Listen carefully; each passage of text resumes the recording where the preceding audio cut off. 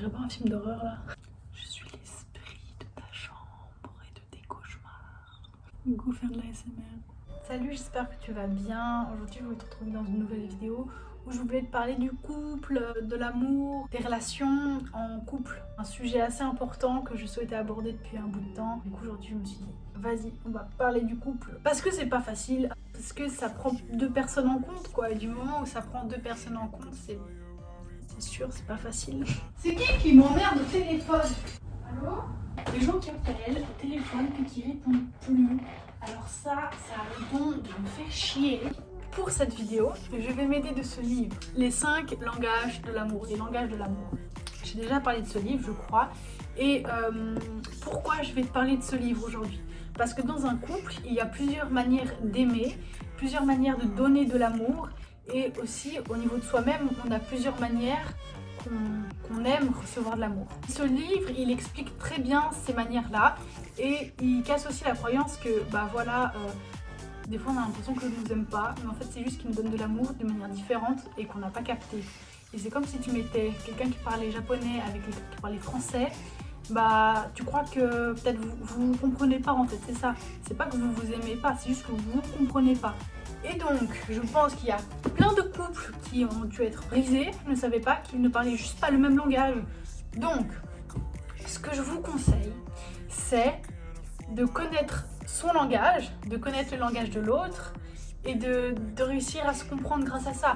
Les paroles valorisantes, les moments de qualité, les cadeaux, les services rendus et le toucher physique.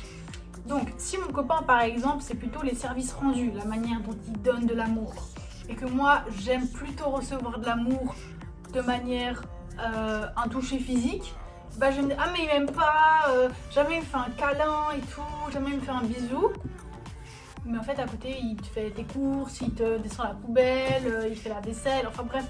Et pour lui ça c'est sa manière de dire je t'aime, et moi ma manière de dire je t'aime c'est par exemple avec le toucher physique. Donc si vous ne comprenez pas, ça va pas le faire.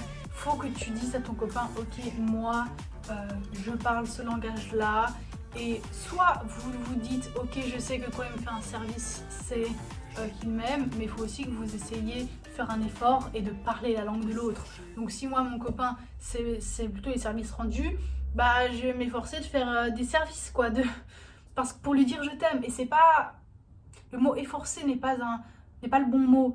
C'est plutôt, je vais parler sa langue, tu vois, je vais faire un effort d'une certaine manière. Il y a une phrase aussi de...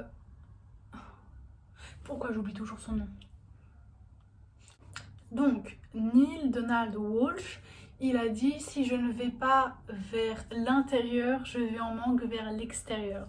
Et c'est tout à fait vrai, parce que ça veut dire que si tu ne t'aimes pas, si tu ne vas pas vers l'intérieur de toi-même, si tu ne t'aimes pas, tu vas aller vers les autres, à l'extérieur, demander ce que tu ne te donnes pas. Tu vas aller en manque. Donc, si tu ne te donnes pas de l'amour à toi-même d'abord, tu vas aller chez les autres demander de l'amour. Et ça va être une relation de dépendance en fait. Ça va être une relation de dépendance parce que l'autre te donnera ce que tu ne te donnes pas. Et donc, quand l'autre ne sera pas là, tu n'auras plus ce qu'il te donne et tu vas te sentir vide. Par exemple, l'enfant à sa naissance, il dépend de sa mère du niveau nutritionnel par exemple. C'est sa mère qui le nourrit. Donc quand sa mère n'est plus là, vu qu'il dépend d'elle, il est en manque. Il n'a plus son accès à la nourriture. Mon conseil pour ne pas être dans un cas de dépendance, c'est de se donner à soi-même, d'apprendre à s'aimer avant d'aimer l'autre. Donne-toi d'abord et ensuite donne aux autres. Si tu es abonné à ma liste d'emails privés, je te parle souvent d'amour de soi et du coup aussi de dépendance dans le fond parce que j'explique les conséquences d'un manque d'amour de soi. Donc si tu n'es pas abonné à ma liste d'emails privés qui est totalement gratuite, je te laisse dans la barre d'infos t'abonner aux emails privés. Bien sûr, si ta manière de donner à l'autre de l'amour c'est via le toucher physique, toi aussi, si tu veux apprendre à t'aimer, il faut que tu t'aimes avec le toucher physique. Il faut que tu te fasses des câlins. Et c'est pas bizarre de se faire un câlin. C'est tout à fait ok de faire un câlin à soi-même. Et ça passe pas que par le câlin. Ça passe par se faire des bisous.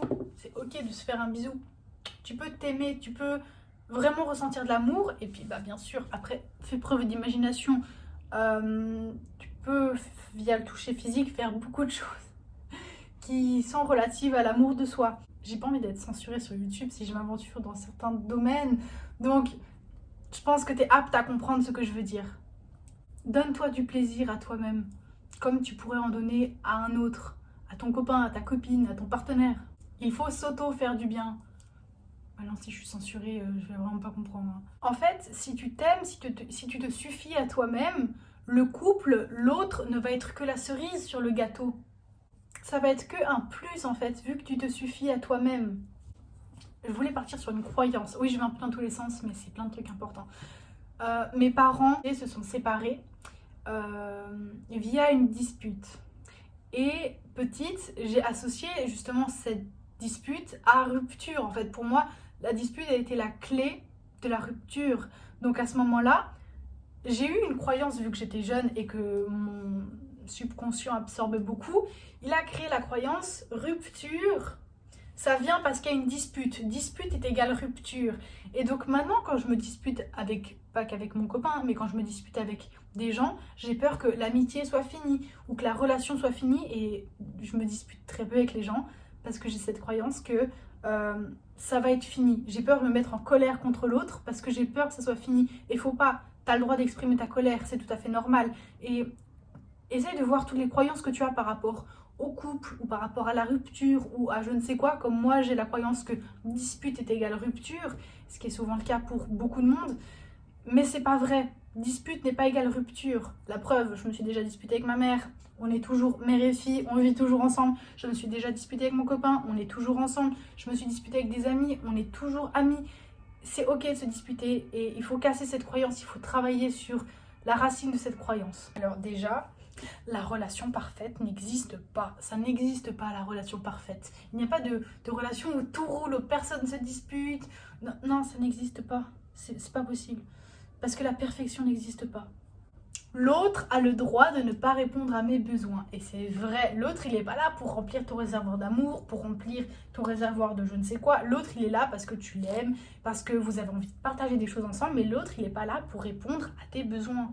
Je donne avant de recevoir. Il y a beaucoup de gens qui veulent recevoir avant de donner. Bah non, donne avant de recevoir. Sois indépendante et n'aie pas besoin de l'autre, parce que sinon tu vas être dans un cas de dépendance. Il y a plusieurs habitudes pour être heureux en couple. Bon, après il y a d'autres critères qui rentrent en truc, mais la communication. Alors ça, je ne cesserai jamais de le dire. Il faut communiquer dans un couple. Dans un couple, on est deux, on communique. S'il n'y a pas de communication, tu peux rien faire. Il faut aussi de l'humour. L'humour, ça j'en ai parlé l'autre jour avec une amie, il faut qu'il y ait de l'humour. Sans humour, ça va pas. Il faut détendre le truc, tu vois. Si vous êtes trop sérieux, ça va pas. L'authenticité, il faut être vrai, il faut être soi-même. Parce que si t'es quelqu'un d'autre, si t'es un mensonge envers l'autre, bah ça sera pas la vraie personne qu'il aime. Et du coup, quand tu seras vraiment toi-même, il va te dire mais c'est pas cette personne que j'aime. La confiance. Alors, un couple sans confiance, c'est très dur. Les jaloux excessifs, les jaloux vraiment à l'extrême, c'est un manque de confiance en la personne et aussi un manque de confiance en soi parce qu'on a peur que l'autre il trouve mieux ailleurs, qu'on n'est pas assez bien. Et la confiance aussi, par exemple, si quelqu'un t'a trompé un jour et qu'après tu es en couple avec quelqu'un d'autre et que tu mets la confiance sur personne parce qu'une fois on t'a trompé, ça va être compliqué aussi, tu vas être dans la méfiance, tu vas peut-être être jaloux et tout, donc il faut vraiment travailler sur ça. Ça revient peut-être un peu l'humour, le partage, la complicité, voilà, faut qu'il y ait quelque chose un peu de peps, voilà, et aussi la remise en question. C'est aussi important de se remettre en question en couple. Dans la communication en couple, il faut communiquer de manière non violente. Je pense que ça, je ne l'ai pas dit. La communication non violente, c'est de parler en je au lieu de dire tu. Ça semble con, ça semble bête, mais c'est la clé de la communication de nos jours en fait. Parce que quand tu mets tu agresses l'autre d'une certaine manière verbalement. Et quand tu es à je, tu parles de toi, de tes impressions. Et je te jure que ça fait un réel effet dans tes disputes. Maintenant, quand moi je suis avec quelqu'un durant une communication assez compliquée, je dis je me sens, j'ai l'impression. Tu dis tu m'as fait ça, tu as dit ça. Non, on oublie. Donc voilà, c'est tout pour cette vidéo. J'espère qu'elle t'aura plu, que tu auras appris des choses, que ça pourra t'aider dans ton couple. Si tu as des questions, n'hésite pas à me les poser, j'y répondrai avec grand plaisir. En attendant, prends bien soin de toi, communique en couple et à très vite. Salut! Et aime-toi aussi, c'est important. Il faut s'aimer. Dans la vie, je pense qu'il faut vraiment apprendre à rire de soi. C'est vraiment super important. même d'en pleurer parce que j'ai coupé la caméra. J'ai fait 2-3 grimaces, mais faut rire de soi dans la vie, faut prendre la vie avec légèreté, comme si t'es sur un nuage, faut être léger quoi. Même si je sais que finalement les nuages c'est pas léger, si léger que ça parce qu'il y a beaucoup d'eau, mais ris de toi. Oh bah allez, salut hein.